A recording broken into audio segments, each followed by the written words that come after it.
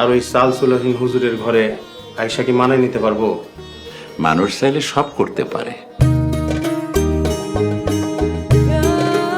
আপনার আম্মা উঠানো আমার বোরখা পরে যাইতে কয়, এই উঠানোকে আমার পর্দা করতে হইব?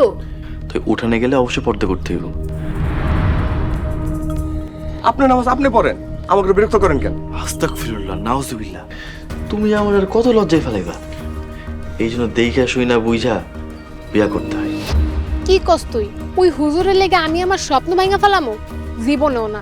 দরকার হইলে আমি হুজুরের তালাক দেব।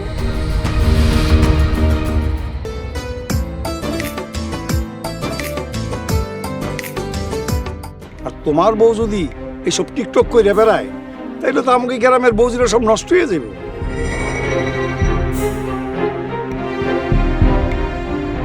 বউনে অহংকার দেখা। আমার নামও মন্টু শিকদার।